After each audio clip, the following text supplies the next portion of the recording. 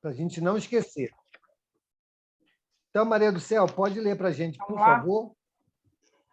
Boa noite, pessoal. Olha só, do livro Pão Nosso, pelo Espírito de Emmanuel, a lição é 156, Céu com Céu. Mas ajuntai para vós tesouros no céu, onde nem a traça, nem a ferrugem os consomem, e onde os ladrões não penetram nem roubam. Quem disse foi Jesus. Desculpa. Está no Evangelho de Mateus, capítulo 6, versículo 20. Aí vem o comentário. Em todas as fileiras cristãs se misturam ambiciosos de recompensa que presumem encontrar nessa declaração de Jesus positivo recurso de vingança contra todos aqueles que, pelo trabalho e pelo devotamento, receberam maiores possibilidades na terra. O que lhes parece confiança em Deus é ódio disfarçado aos semelhantes. Por não poderem assambarcar os recursos financeiros à frente dos olhos, lançam pensamentos de crítica e rebeldia, aguardando o paraíso para a desforra desejada. Contudo, não será por entregar o corpo ao laboratório da natureza que a personalidade humana encontrará automaticamente os planos da beleza resplandecente. Certo, brilham santuários imperecíveis nas esferas sublimadas, mas é imperioso considerar que nas regiões imediatas à atividade humana ainda encontramos imensa cópia de traças e ladrões nas linhas evolutivas que se estendem além do sepulcro. Quando o Mestre nos recomendou ajuntássemos tesouros no céu, aconselhava-nos a dilatar os valores do bem na paz do coração. O homem que adquire fé e conhecimento, virtude e iluminação nos recessos divinos da consciência, possui o roteiro celeste. Quem aplica os princípios redentores que abraça, acaba conquistando esta carta preciosa. E quem trabalha diariamente na prática do bem, vive amontoando riquezas nos cimos da vida. Ninguém se engane nesse sentido. Além da terra, fugem bênçãos do céu nos páramos celestiais. Entretanto, é necessário possuir luz para percebê-las. É da lei que o divino se identifique com o que seja divino, porque ninguém contemplará o céu se acolhe o inferno no coração. É isso. Obrigado, do céu. Alguém gostaria de comentar a lição?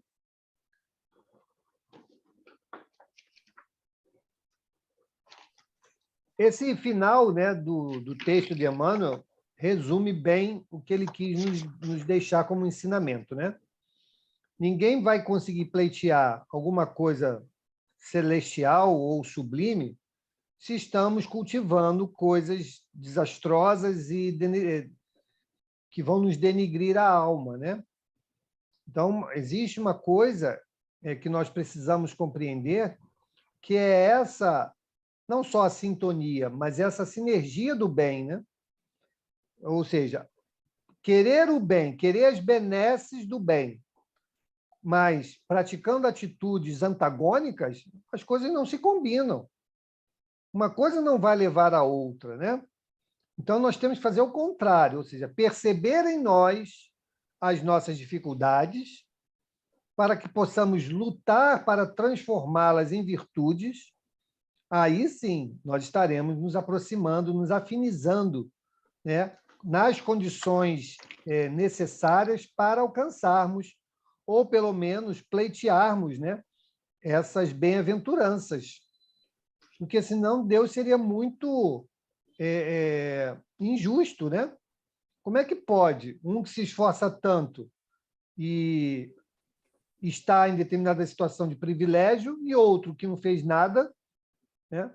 Aliás, o que se esforça tanto e tem tanta dificuldade na caminhada e outro que não fez nada estaria em condições melhores. Não, é incoerente isso, né? Por isso que o ensino do Cristo é cada um segundo as suas obras. Então, que façamos por onde? Façamos a nossa parte, né?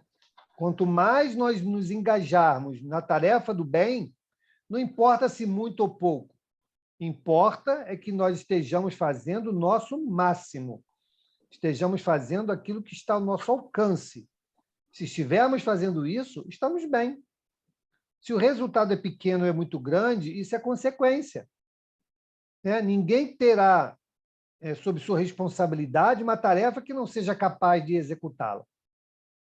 Então, diante disso, Deus só espera de nós dedicação, empenho, desapego para a tarefa que nos foi confiada. E assim nós vamos conseguindo as vitórias, né? Pouco a pouco, a depender do nosso empenho. Então, muito obrigado, Maria do Céu. Não sei se alguém mais quer comentar algo sobre a lição. Ô, Mauro, Oi? gostaria de comentar, sim. Pois não. Eu gostaria de comentar.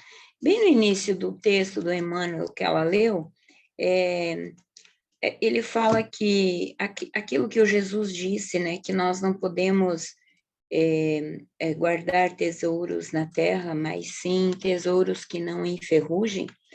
Eu lembrei de um texto que eu li, se não me engano, foi Cartas e Crônicas. Eu não li todo o livro, mas eu li partes desse livro que me chamou a atenção. E é uma coisa muito interessante que ele dá, na verdade, assim, 10 itens, ele coloca 10 itens principais que nós precisamos nos preparar para a morte.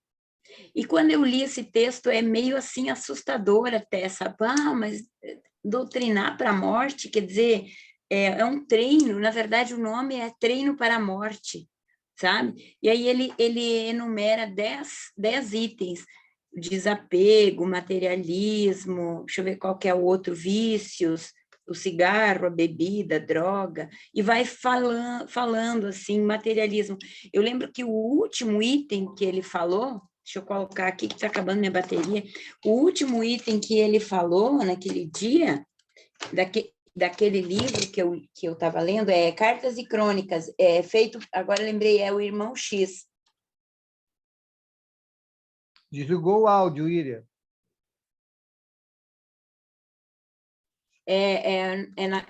No livro Cartas e Crônicas, escrito pelo Irmão X, pelo Chico.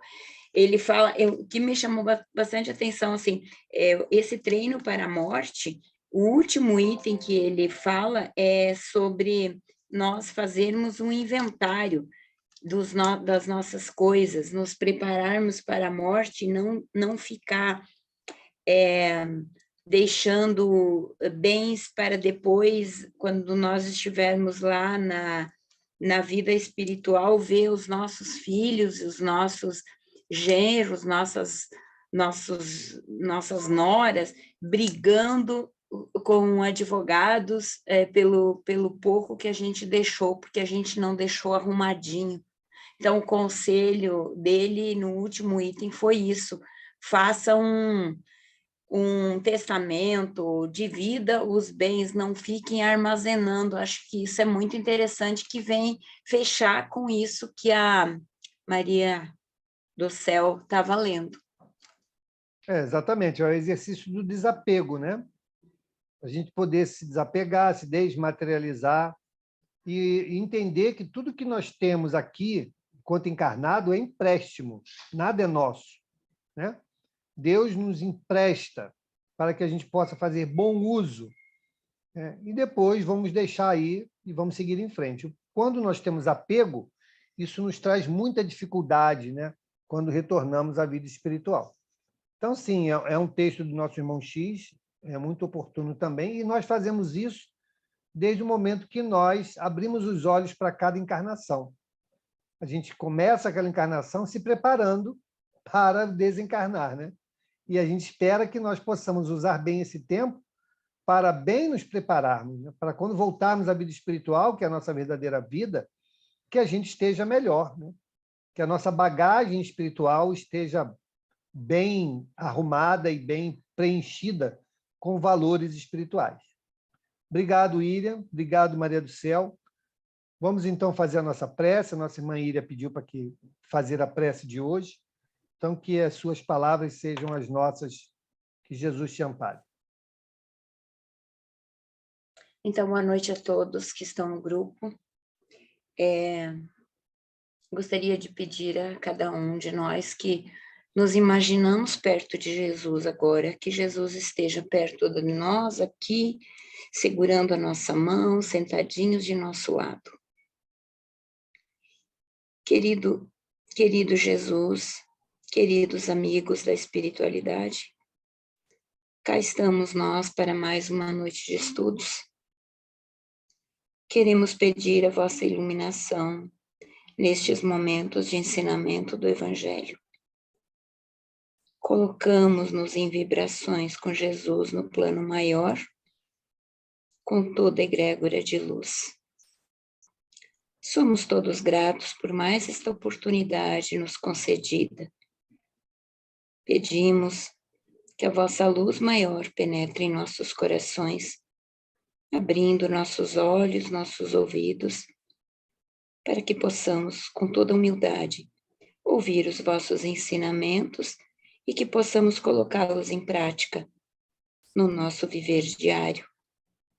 Assim sendo, pedimos vossas bênçãos nesses estudos que agora começamos. Que assim seja, Senhor Jesus. Fique conosco. Amém. Que assim seja. Obrigado, Íria.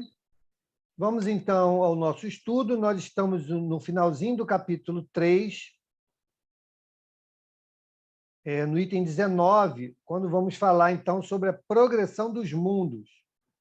Eu vou pedir, então, ao nosso irmão Valdeni que ele conduza aí o nosso estudo do Evangelho desta noite.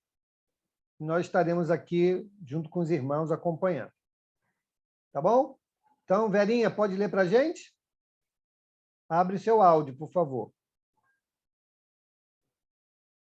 Sim, vamos lá. Progressão dos mundos, número 19. O progresso é uma das leis da natureza.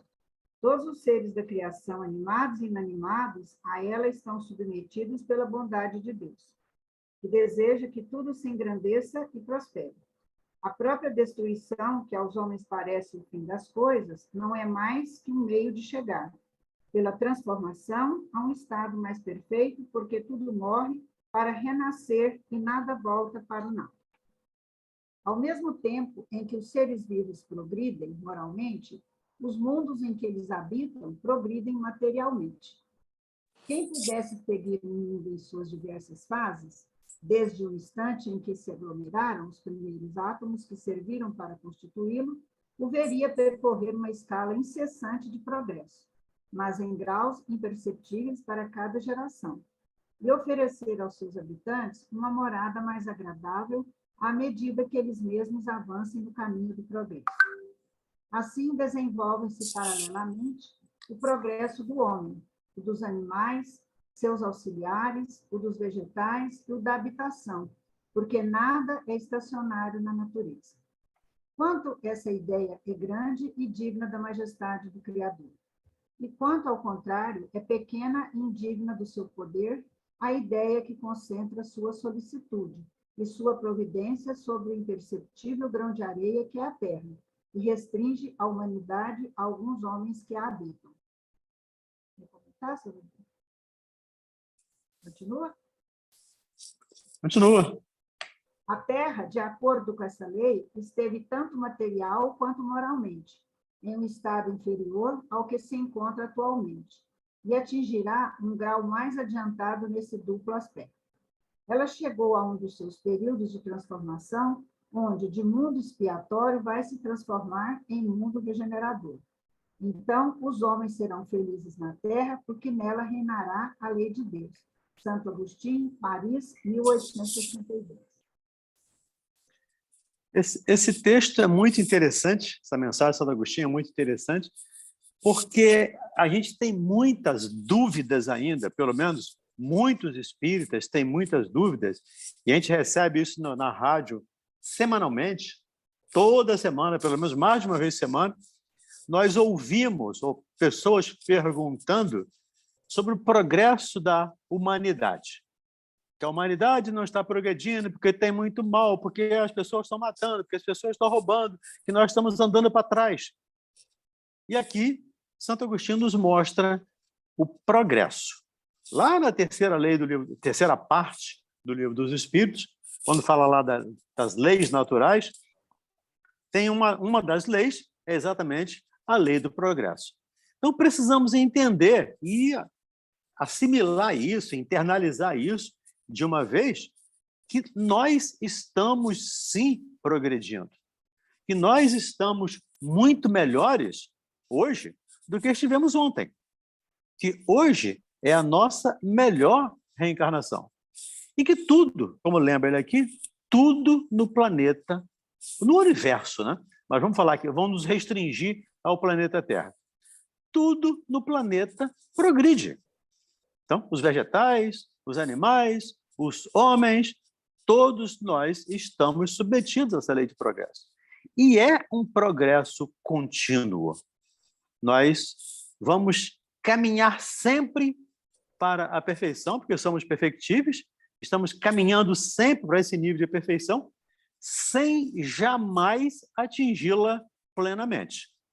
Então, Jesus está progredindo? Sim. O espírito mais elevado do universo, depois de Deus, está progredindo? Sim.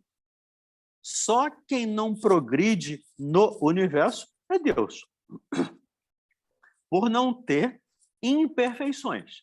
Então, mas todos os demais espíritos, todas as demais criaturas de Deus, estamos, sim, em progresso, caminhando para o progresso. Ainda agora há pouco eu estava participando de uma reunião de estudos e conversando sobre o livro Missionários da Luz. Eu não sei se vocês leram, mas quem não leu vale a pena ler, do ministro Alexandre, que é o que coordena os trabalhos que o André Luiz está narrando. E o Alexandre é um espírito que a gente, à primeira vista, observando as descrições do André Luiz, é um espírito assim elevadíssimo. O André, quando o descreve como um espírito de uma elevação muito grande. E no final do livro, ele nos surpreende, pelo menos a mim, me surpreendeu, quando ele diz: estou me preparando para voltar para a Terra, para reencarnar, porque ainda tenho coisas a realizar. Ainda tenho dívidas a saldar no planeta Terra. E nessa reunião, nós estudamos o livro Nosso Lar. E hoje estávamos estudando lá o capítulo 21 do livro, onde a dona Laura fala que ela teve oportunidade de ver os 300 últimos anos da reencarnação dela, da última reencarnação dela. E que ela não teve mais condições de olhar tal os desmandos, as dificuldades, os problemas que ela criou ao longo do tempo. Então, para a gente internalizar em definitivo, nós estamos hoje na melhor posição que já estivemos. Hoje é o nosso melhor dia em termos de progresso espiritual. Essa reencarnação é a melhor reencarnação para cada um de nós. Mesmo aqueles que estão fazendo guerras. Mesmo aqueles que estão em desmandos, que estão praticando coisas desagradáveis. Ainda assim, estamos na melhor reencarnação. Então, isso é importante que, de novo, eu estou frisando isso com bastante ênfase, para nós, espíritas, nós estudantes, não gosto muito do termo estudioso, eu acho que eu não sou um estudioso da doutrina, eu sou um estudante. Mas nós, estudantes da doutrina espírita, precisamos internalizar essa ideia para não embarcarmos no time dos pessimistas, dos derrotistas, que está tudo ruim, que está tudo perdido, que tem guerra, que tem arma atômica, que tem tsunami, que tem Brumadinho, que tem Mariana, sei lá, que tem tanta coisa, Petrópolis agora, que tem tanta coisa que destrói. E aí, nesse mesmo texto, fala-nos Santo Agostinho. Onde nós vemos destruição, nada mais é que uma reconstrução. Então, onde nós vemos aquela coisa que nós achamos que é o caos, que é o fim do mundo, ali está a mão de Deus, ali está a vontade de Deus operando para que novos pensamentos, novas ideias, novos fluxos de desenvolvimento surjam a partir dali.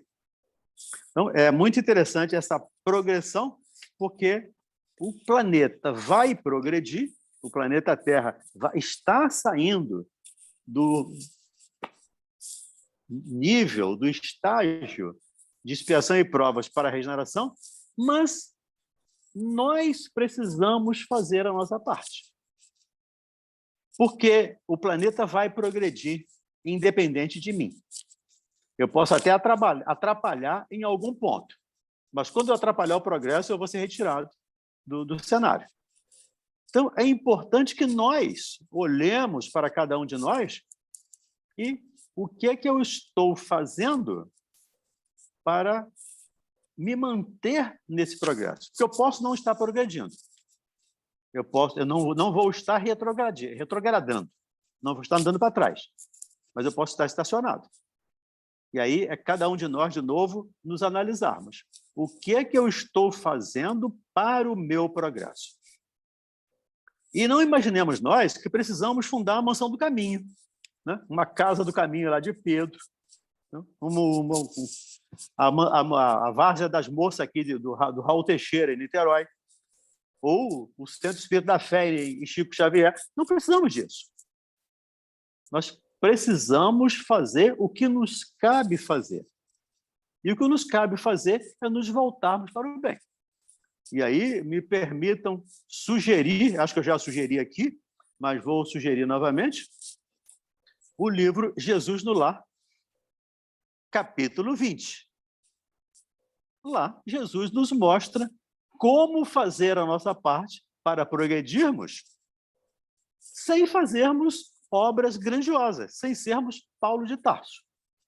Não precisamos ser Paulo de Tarso. Eu posso ser Valdenir, Ronald, Abel, Angélica. Nós podemos ser nós e fazermos a nossa parte da melhor maneira possível. Ok? Algum comentário? Uau, Valdenir. Ok. Eu só queria Bela. falar antes da Silvana. Silvana, eu estou que nem Valdenir hoje, estou sossego, né? Você viu, né? Hoje eu estou que nem o Valdenir. Mas eu só queria lembrar que, olha, aqui, em 1862, ele já falou que a Terra já estava em processo para regeneração. Quer dizer, imagine o pânico que deu nos espíritas naquela época, né? Então, quer dizer, 160 anos depois, a gente ainda está aqui. Então, quer dizer, esse negócio de data, meu filho, água abaixo. Vai lá, Silvana, com você. Mas deixa eu falar antes da Silvana, então.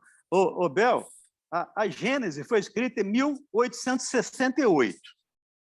Lá no último capítulo da Gênese, Kardec diz, há mais ou menos 100 anos, ou seja, 1768, a Terra está num progresso de transformação.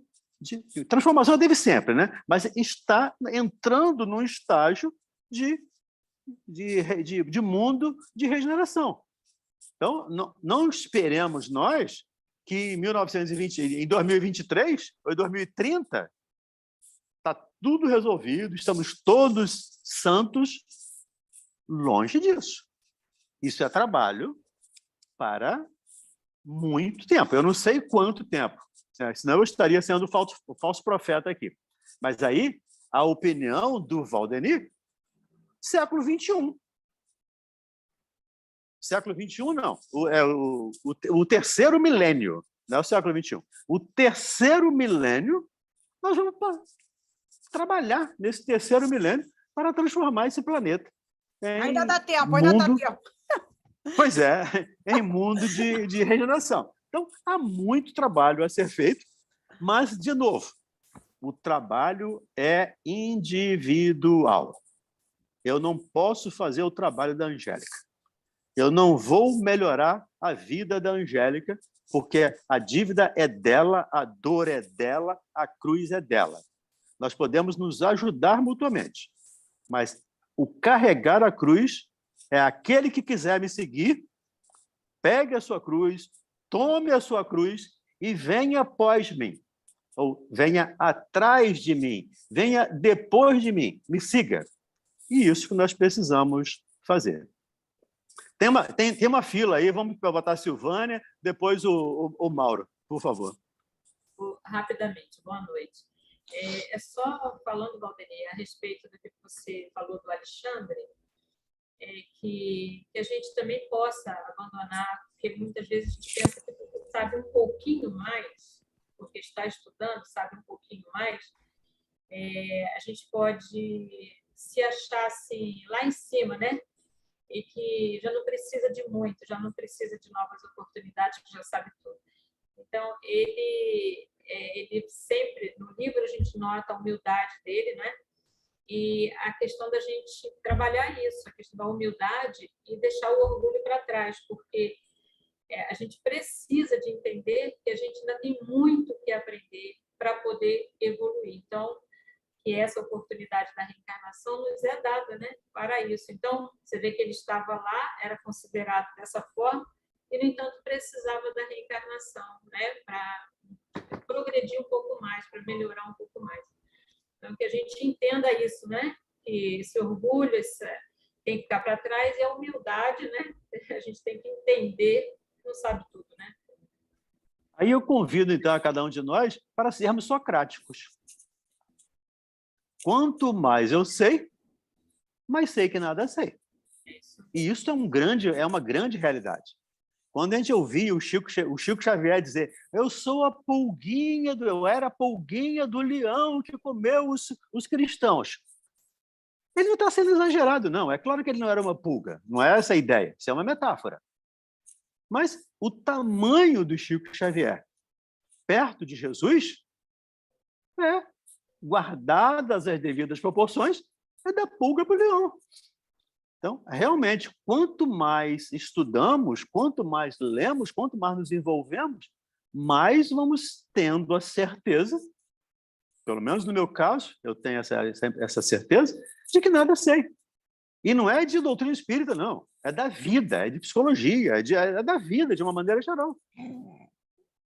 Daí a nossa necessidade de estudarmos a ad eterno. Então, nós vamos evoluir eternamente. Isso simboliza que nós ainda estamos longe, muito longe, de estarmos próximos da perfeição que nos conclama Jesus. Verdade, obrigada. Diga, Mauro. Eu queria só reafirmar esse segundo parágrafo aqui do item 19, né, que ele fala muita coisa importante. Ele diz assim, né, ao mesmo tempo que todos os seres vivos progridem moralmente, progridem materialmente os mundos em que eles habitam. Então, na medida que nós vamos, né, progredindo moralmente, nesse nosso mundo também caminha no sentido de um mundo melhor. E ele continua. Quem pudesse acompanhar um mundo em suas diferentes fases, desde o instante em que se aglomeraram os primeiros átomos destinados a constituí-lo, vê-lo-ia a percorrer uma escala incessantemente progressiva, mas de graus imperceptíveis para cada geração, e a oferecer aos seus habitantes uma morada cada vez mais agradável, à medida que eles próprios avançam na senda do progresso. Então, veja que, realmente, essa transição ela não vai ser percebida, né, como momentos, fotografias muito destacadas. Não. É um processo contínuo, lento, mas constante. E aí nós começamos a perceber depois de quê? Depois de gerações. Né? Que ele fala aqui, imperceptível para cada geração. Então, a nossa geração de hoje, né, talvez não consiga perceber a mudança que já ocorreu em relação à geração anterior e que se prepara para a geração seguinte. Hoje a gente fala assim, para um jovem desse aí qualquer, uma criança mesmo, né? Ah, na minha época tinha disquete. Disquete? O que é isso, disquete? Né? Antigamente a gente se comunicava por carta. Carta? Né? Vocês não usavam e-mail, WhatsApp? Máquina de escrever? Né? Não falavam pelo celular? Então, são coisas que determinadas gerações vai ser completamente apagada, né? Inconcebível de termos vivido épocas tão arcaicas, né? Dentro dessa comparação, né? Em relação às gerações futuras. E aí ele continua. Marcham assim, paralelamente. As palavras são muito importantes, né? Marcham assim, paralelamente. O progresso do homem e dos animais, seus auxiliares, e dos vegetais, e o da habitação, porquanto nada em a natureza permanece estacionário. Então, a gente vê aqui também nessa frase que, sim, tudo progride, né? Como ele falou aqui, paralelamente. Por que, em determinado período, alguns animais tiveram que ser extintos? Porque precisamos fornecer um ambiente agradável a cada geração. Então, esse progresso ele vai acompanhando as necessidades do espírito reencarnante. Se nós um dia chegarmos à condição, por exemplo, de não consumirmos mais carne, né, que a nossa alimentação seja de outro tipo, talvez não haja necessidade de uma população de animais tão grande, mas haverá, sim, determinadas espécies para continuar nos auxiliando, porque os espíritos nos dizem que nos mundos felizes existem animais. Se existem animais nos mundos felizes, é porque, sim, eles continuam na sua trajetória evolutiva e nós, em relação a eles, como auxiliares que são, também, de alguma maneira, contribuímos mutuamente, né, uns com os outros. Então, eu acho fantástica essa fala aqui do Santo Agostinho, porque ele vai nos mostrando aí, né, a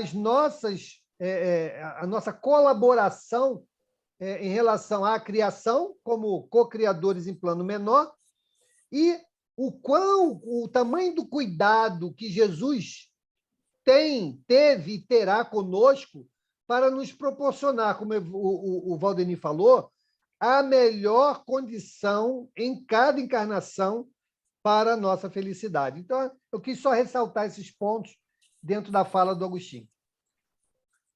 Me permita, você está falando, eu me lembrei de uma metáfora que eu usei essa semana com uma pessoa que disse que não está progredindo, que o mundo não está progredindo. Aí eu perguntei, você tem um relógio aí? Um relógio de parede? Tenho. Então, olha para o relógio de parede. Vê se você vê o ponteiro das horas se movimentando. O ponteiro dos minutos. Vê se você consegue vê-lo se movimentando. Consegue? Não. Mas eles estão parados? Não, não estão parados. Então, em 1 hora, o ponteiro das horas dá aquele pontinho, aquele pulinho, ou aquela caminhadinha de um número para o outro. Mas nós não vimos. E é muito interessante isso aqui, porque nós medimos as coisas segundo a nossa percepção. Então, a nossa expectativa de vida, sei lá, 70, 80 anos. Vamos pegar 80 anos para arredondar. Mas até os 20 eu não estou muito preocupado com nada. Então, sei lá, dos 20 aos 80 eu tenho 60 anos. Eu tenho 60 anos para observar alguma coisa. Em termos astronômicos, o que são 60 anos? Absolutamente nada. Então, não temos como observar uma coisa de 60 anos. Por isso, Kardec diz, né? Imperceptíveis, é Santo Agostinho, né? Imperceptíveis para gerações, porque não conseguimos ver. Mas para um espírito que está há 300, 500 anos, 4 bilhões de anos, quase 5 bilhões de anos, como é o caso de Jesus, no planeta Terra. observando, desde os primeiros átomos que se aglomeraram ali para formar o planeta, o quanto ele viu de transformação. E nós achamos que o planeta está perdido. Nós achamos que Jesus está sem saber o que fazer com esse planeta Terra, né? Que nós estamos caminhando para o caos. Essa é uma crença que não pode passar, ou não deve, pelo menos, passar pela cabeça dos espíritas. O espírito que tem um pouco de tempo para estudar, não vai nem se aprofundar, mas lê um pouco Kardec, lê o Livro dos Espíritos, lê a Gênese. A gente vai ver, não dá para essa ideia passar pela nossa cabeça. Ok, gente? Algo mais? Vamos então começar o capítulo. A Iri levantou a mão, a Iri. Iri, Ela diz não aí. levantou, não, ela bateu palminha. Ela bateu palma. Ah, sim, desculpa. Não, desculpa, eu queria levantar a mão. Ah, pois é. Então eu adivinhei, Bel. Então você sai! É que agora vocês me ensinaram aquele negocinho lá embaixo que eu não sabia, né? Mas eu queria passar para vocês, até peguei aqui rapidinho, lembrando, ouvindo o Valdenir falando, lembrei de um texto de Dalai Lama que eu estava lendo semana passada, e eu achei muito bonito, guardei para mim, porque quando tem umas coisas assim que eu acho muito legal, e vem a fechar exatamente com esse assunto da regeneração e da transformação. É bem pequenininho o texto, vou ler rapidinho. Olha só o que ele disse. Ele disse assim: uma árvore em flor fica despida no outono. A beleza transforma-se em feiura, a juventude em velhice e o erro em virtude. Nada fica sempre igual e nada existe realmente. Portanto, as aparências e o vazio existem simultaneamente. Ele, nesse texto, falando que nada fica igual, que tudo está se transformando, que nós estamos falando do mundo que está se modificando. E com relação ao que o Valdenir falou a respeito do terceiro milênio, não? Sim, terceiro milênio. Terceiro milênio, né? Lá por ano 3023, acho que nós temos que estar bem animados, porque está perto, só falta 1000 anos. Sim. 3023 está aí, está num tapa. Vamos nos animar, anime-se. Dalai Lama também disse num texto desses aí que eu estava lendo esses dias, que a gente não deve se entristecer com as coisas tristes que acontecem. Agora nós estamos passando por fases ruins, né? Momentos muito tristes, delicados que nosso planeta está passando. É guerra, chuvas, inundações, vulcões, essas coisas. Ele disse... quando tem que ficar triste, fique triste, mas não muito. Ele falou, não muito. E se tiver que ficar alegre, fique alegre, mas não muito. Mas não muito. Não muito. Ou seja, é legal isso. Ou seja, nós sempre temos que manter aquela coisa mais difícil para mim. Estou falando de mim, que nem o Valdenir fala. Valdenir, aprendi contigo. Eu estou falando de mim, tá? Para mim, é muito difícil esse tal de equilíbrio que o Dalai Lama fala. Nem muito triste, nem muito alegre. Apenas equilibrado. Vamos ser um pouco triste, um pouco alegre, sim, mas não muito. Legal isso. Só isso. Para mim também é difícil, Iri. O equilíbrio ainda é uma coisa difícil para mim. Mas estamos trabalhando. Eu já sei que é difícil. Como eu já sei que é difícil, fica mais fácil. Ou fica menos difícil. Né? Porque eu já sei que é difícil. Então, eu preciso lutar mais, eu preciso me esforçar mais. É o que Santo Agostinho nos recomenda na questão 919. No dia seguinte, eu ratifico aquelas ações boas e retifico as ações más. Então, se Santo Agostinho conseguiu, que era lá um perdido, um devasso, e conseguiu ser o pai da igreja, um dos pais da igreja, então por que nós também não conseguiremos? Com toda certeza conseguiremos. Emerson, você quer falar alguma coisa? Você já levantou a mão 2 vezes. Cadê o Emerson? Oi, eu estou aqui. Não, é que se não vai prolongar, eu vou deixar para isso para outra oportunidade. Tá bom. Obrigado. Nada. Vamos lá? Vamos lá, Verinha. Vamos lá. Capítulo 4. Ninguém pode ver o reino de Deus se não nascer de novo. Então, nesse capítulo, teremos ressurreição e reencarnação, laços de família fortalecidos pela reencarnação e rompidos pela unicidade da existência. E a instrução dos espíritos, limites da encarnação e necessidade da encarnação. Então, vamos lá. Número 1. Jesus, tendo vindo para os arredores de Cesareia de Filipe, interrogou seus discípulos. Que dizem os homens quanto ao Filho do Homem? Quem dizem eles que eu sou? E os discípulos lhe responderam. Uns afirmam que é João Batista, outros que és Elias, outro que é Jeremias ou algum dos profetas. Jesus lhes disse, e vós, quem dizeis que eu sou? Simão Pedro, tomando a palavra, respondeu, tu és o Cristo, filho de Deus vivo.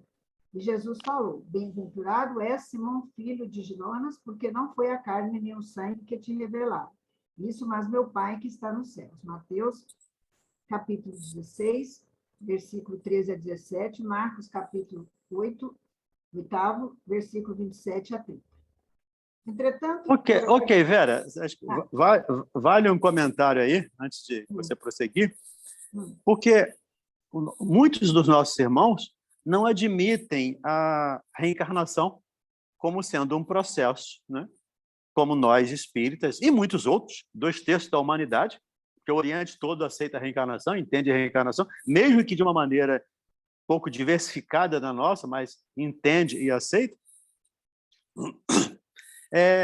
Quando Jesus pergunta aqui, o que dizem as pessoas, o que dizem os homens a respeito do Filho do Homem? Uns dizem que é João Batista, outros que é Elias, outros que alguns profetas, outros que lá. Isso não causou nenhum tipo de admiração ou de advertência de Jesus. Isso era uma coisa tão natural entre o povo hebreu, entre os discípulos de Jesus, isso não causa nenhum espanto. Então, ser um profeta, só que ele chamava de ressuscitado, né? Não chamava de reencarnado, mas ser um profeta ressuscitado era uma coisa perfeitamente compreensível, aceitável, entendível, que não causava nenhuma admiração. Então, só para ficar também mais consolidado, que esse capítulo do Evangelho é muito interessante e vale a pena... Aliás, todos os capítulos são, né? Mas esse capítulo vale a pena a gente estudar com um pouco mais de afinco, buscando lá as referências de Velho Testamento que ele dá aqui, para entendermos esse processo de reencarnação. E aí eu vou puxar a brasa para a minha sardinha. Especialmente para mim, esse capítulo é muito especial, porque foi graças a essa compreensão que eu saí do materialismo, que eu saí do ateísmo. Foi com essa compreensão da reencarnação, não por aqui, que foi pelo livro Nosso Lar que eu li, mas com essa compreensão eu pude transformar a minha percepção, a minha maneira de ser, a minha maneira de ver, minha maneira de perceber as coisas. Então, é um convite para que estudemos com afinco esse capítulo, além de todo o Evangelho, mas já que nós estamos estudando sequencialmente, que estudemos esse capítulo com mais cuidado. E, dentro dessa ideia, eu mencionei aqui o livro Missionários da Luz, vale a pena ler lá, especialmente o capítulo 9 desse livro Missionários da Luz, que fala da mediunidade, desse processo de intercâmbio e, por consequência, de reencarnação também. Diga, Íria. Então, eu ia perguntar exatamente sobre esse pedacinho onde Simão Pedro diz que vós sois o Cristo, o Filho de Deus vivo. E aí o Jesus diz que foi o Pai do céu, que está no céu, que revelou isso, e não foi ele. Então, eu queria perguntar, isso aí seria exatamente essa palavra que tu usaste agora, seria a mediunidade, que o Jesus estava se referindo, que o Pedro teria falado pelas palavras da mediunidade sem perceber, seria isso? A gente pode precisar ter cuidado, Iri, aqui, porque Jesus diz, não foi a carne que te revelou, mas o Pai que está no céu. E dentro dessa ideia que você está colocando, daria a impressão de Pedro ser médium de Deus. Não? O Deus que revelou isso para ele. É claro que quando Jesus fala Deus te revelou, não foi o Deus, a inteligência suprema do universo, que vem até Pedro e revela para ele isso. Mas, com certeza, inspiração, sim, de amigos espirituais, né? De profetas, e o Pedro é Pedro, né? Inspiração de amigos espirituais que passaram para ele essa informação. E Jesus disse, bem-aventurado és tu. Para quem teve a oportunidade, a vontade de continuar esse texto de Mateus, alguns capítulos mais à frente, isso, Jesus, nesse período aqui, Jesus está voltando para Jerusalém, para aquela Páscoa, para ser crucificado, enfim, para acontecer tudo aquilo. Jesus narra para eles, preciso voltar para Jerusalém, eu estou usando aqui as minhas palavras, claro, para que aconteça tudo aquilo. E o Pedro se exalta e diz, não, Senhor, isso não vai te acontecer, Deus não vai permitir. E Jesus, de novo, diz para ele, afasta-te de mim, Satanás, porque não foi Deus que te disse isso. Então, Pedro era médio de Deus e médio de Satanás, alguns versículos depois. Então, não é essa a ideia. Não é médio de Deus nem de Satanás. Quando ele falou que ia defender Jesus, que não ia acontecer nada, ele estava usando o seu aspecto mais terráqueo, digamos assim, mais materialista, mais material, e não era um mensageiro de Satanás que estava ali transmitido para o Pedro.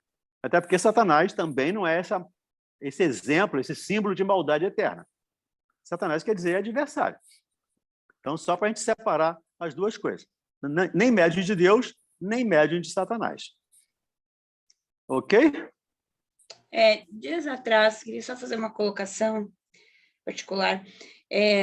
Dias atrás, estava comentando com uma pessoa, ela estava me perguntando algumas coisas sobre o espiritismo, e eu estava falando o que ela me perguntou, porque também não tenho todas as respostas, eu estou apenas começando a estudar, e aí eu expliquei. Mas eu também não tenho todas as respostas, não. Nem eu, nem o Mauro temos todas as respostas aqui, não. Estamos longe Mas de tem todas as bem mais respostas. que eu.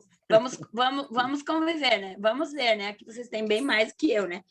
Mas, enfim, eu estava dizendo para ela exatamente que na Bíblia tem um texto onde Jesus diz que ninguém poderá ver o reino de Deus se não nascer de novo. Aí ela falou, mas para isso nós que somos católicos, falamos que a gente nasce de novo quando batiza. E eu falei para ela o meu ponto de vista de acordo com aquilo que eu estou estudando.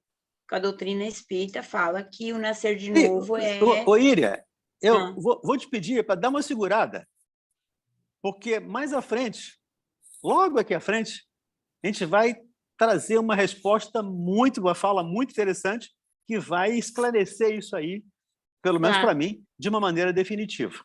Tá? Que ótimo. Tá bom. Só mais um pouquinho. Tá legal. Então, vamos. Alguém mais? Então, vamos lá, Vera.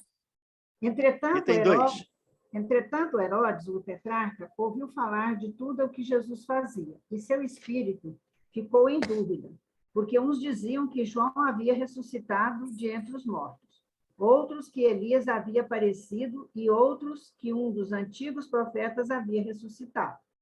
Herodes então falou, eu mandei cortar a cabeça de João. Portanto, quem é esse de quem ouço dizer tão grandes coisas? E tinha vontade de vê-lo. Marcos, capítulo 6, versículo 14 e 15, Lucas, capítulo 9, versículo 7 a 9. Após a transfiguração... Pode continuar, Vera, pode continuar. Após a transfiguração, seus discípulos o interrogaram, dizendo, por que dizem, pois, os escribas que é preciso que Elias venha primeiro? Mas Jesus lhes respondeu, é verdade que Elias deve vir e restabelecer todas as coisas, mas eu vos declaro que Elias já veio, e eles não o conheceram, e o trataram como quiseram. É assim que farão sofrer o Filho do Homem. Então, seus discípulos compreenderam que era de João Batista que Jesus lhes havia falado. Mateus, capítulo 17, versículo 10 a 13, Marcos, capítulo 9, versículo 10 a 12. Tá? Tá, tudo bem. Aí, Íria, então os discípulos compreenderam que era de João Batista que ele falava. Então, para quem quiser se aprofundar mais um pouco à frente, nós vamos ver Jesus falando, desde os tempos de João Batista, o reino dos céus é assambarcado pelos violentos. Como desde o tempo de João Batista, João Batista é contemporâneo dele. João Batista é primo dele. Quando a Isabel estava grávida, ela profetizou a gravidez de Maria, a gravidez de Jesus e Maria. Então, eles são contemporâneos. De que Batista Jesus está falando? Se desde os tempos de João Batista, o reino dos céus é tomado, assambarcado pelos violentos. E eles entenderam que era de João Batista que ele falava, que era de João Batista que ele falava. João Batista sendo Elias. E mais à frente, ele diz, se vocês querem saber, ele é o Elias. Então, isso é uma afirmativa. Não tem metáfora, não tem simbolismo. Ele é o Elias. E aí, para nós que entendemos, que estudamos o Livro dos Espíritos, especialmente lá na questão 13, que já passamos lá, não, esse grupo aqui é do Evangelho, né? Nós fazemos um grupo segunda-feira que é do Livro dos Espíritos. Na questão 13, ele fala lá dos atributos da divindade. Então, se Deus é infinitamente bom e justo e permitiu que Elias voltasse como João Batista, até para ressarcir débitos, já que Elias tinha cortado a cabeça lá dos discípulos de Baal, por que não faria comigo, com você ou com outro? Seria injustiça se ele não nos permitisse, também não nos desse também essa mesma oportunidade. É aí que eu estou dizendo. Isso responde, e creio que responda às suas indagações que você queria fazer anteriormente. Não que adivinhe, tá? Mas estava vendo a sequência da conversa, sabia onde você ia chegar. Certo? O grupo Alguma que coisa, participa Mauro? é o nosso na segunda-feira, né, não? Hein? O grupo que o senhor falou aí é o nosso na segunda-feira, né, não? É o nosso da segunda-feira, pois é o Livro dos Espíritos. Que eu queria falar da questão 13 do Livro dos Espíritos, mas aí falei, não é hoje. O Livro dos Espíritos foi segunda-feira que a gente faz o grupo de Falei, estudo da uai, o segunda-feira. Aldeni está trocando nosso pelo outro. Trocando um grupo pelo outro. Né? Mas tudo faz parte. Aí eu tenho outro grupo na quinta e eu tenho um grupo hoje, antes desse aqui. Então, eu passo a semana inteira, praticamente, estudando aí o Evangelho. Podemos continuar, Vera? Vamos. Ressurreição e reencarnação. A reencarnação fazia parte dos dogmas judeus sob o nome de ressurreição. Só os saduceus que pensavam que com a morte tudo se acabava. Não acreditavam nela. As ideias dos judeus sobre esse ponto, assim como sobre muitos outros, não estavam claramente definidas, porque eles só possuíam noções vagas e incompletas sobre a alma e sua ligação com o corpo. Eles acreditavam que um homem que morreu podia reviver, sem compreenderem com precisão a maneira pela qual esse fato podia ocorrer. E designavam pelo nome de ressurreição o que o Espiritismo chama mais acertadamente de reencarnação. Efetivamente, a ressurreição faz supor o retorno à vida do corpo, que morreu, o que a ciência demonstra ser materialmente impossível, principalmente quando os elementos desse corpo já foram há muito tempo dispersos e absorvidos. A reencarnação é o retorno da alma ou espírito à vida corporal, mas em outro corpo, novamente formado para ela, que nada tem de comum com o antigo. A palavra ressurreição podia assim ser aplicada a Lázaro, mas não a Elias nem aos outros profetas. Portanto, se João Batista era Elias, conforme se acreditava, o corpo de João não podia ser o de Elias, pois que João tinha sido visto criança, e seu pai e sua mãe eram conhecidos. João podia ser Elias reencarnado, mas não ressuscitado. Foi o que eu acabei comentando isso um pouco anterior a essa leitura. Para os judeus, a reencarnação era um processo perfeitamente compreensível. Só que eles não sabiam como isso se dava. Tanto é que quando Jesus encontra com Nicodemos, ou Nicodemos vai ao encontro de Jesus e vai à noite escondido para ninguém ver, para saber desse processo, e Jesus fala de ter que nascer de novo, aí a fala da Íria anteriormente, né? Ninguém entra no reino do céu se não nascer de novo. Nicodemos fica meio vendido, meio não, totalmente vendido, totalmente perdido. Como é que pode um homem já velho entrar no ventre da mãe novamente? E ele era doutor em Israel. Ele era doutor da lei em Israel. Os doutores da lei interpretavam as leis. Que explicavam as leis para o povo. Ele que explicava não entendia. Então, Jesus fica admirado por isso. Como é que você, doutor da lei, não consegue entender isso? Então, para os judeus, o processo de voltar a viver era uma coisa bastante comum, só que eles não sabiam como se dava. Como nós não sabemos hoje muitas coisas. De novo, voltando ao nosso grupo de estudo de ontem, né, lá na questão 10 do Livro dos Espíritos, os Espíritos perguntam se nós podemos entender Deus. E os Espíritos, não. Vocês ainda não têm condições de entender Deus. Faltam-nos sentidos para isso. Nós temos 5 sentidos, assim, bastante limitados, que são suficientes para nós, para o nosso nível de evolução. Mas são muito limitados. Então, não podemos entender Deus hoje. A gente imagina há 2000 anos, alguém falando de alma, de reencarnação, de perispírito, de voltar. Sabia-se. Agora, como? Não sei. Eu sei que o Sol nasce, o Sol se põe, então o Sol gira em torno da Terra. Era o que nós víamos, era o que acreditávamos. E isso passamos séculos acreditando nisso. Então, para os judeus, havia, sim, essa certeza, mas eles davam o nome de ressurreição. E Kardec, aqui, né, magistralmente, né, me dizer, se você quiser chamar de ressurreição, de Lázaro. Porque Lázaro voltou no mesmo corpo. Ele não estava morto, tá? Porque Jesus disse que ele estava dormindo. Ele não está morto, ele dorme. Mas, de qualquer maneira, ele estava no estado lá cataléptico, enfim, já com algum sinal de decomposição, e ainda assim ele volta àquele mesmo corpo. Então, ele ressuscitou. Mas ressuscitar um profeta antigo de 1000 anos atrás, as moléculas daquele corpo já foram utilizadas para os plantinhos que nasceram no cemitério, ou para um animal que está sendo formado, um corpo animal, ou um outro corpo humano que está sendo formado. Porque as nossas partes voltam para o todo. O oxigênio que tem no meu corpo, o hidrogênio, o carbono, enfim, tudo que tem no meu corpo, volta. Na decomposição do meu corpo, ele volta para o espaço. Ele volta para o todo. É como a gota que volta para o oceano. E depois ele é tirado de novo de lá. Então, isso não tem individualidade. A individualidade é do espírito, não é do corpo.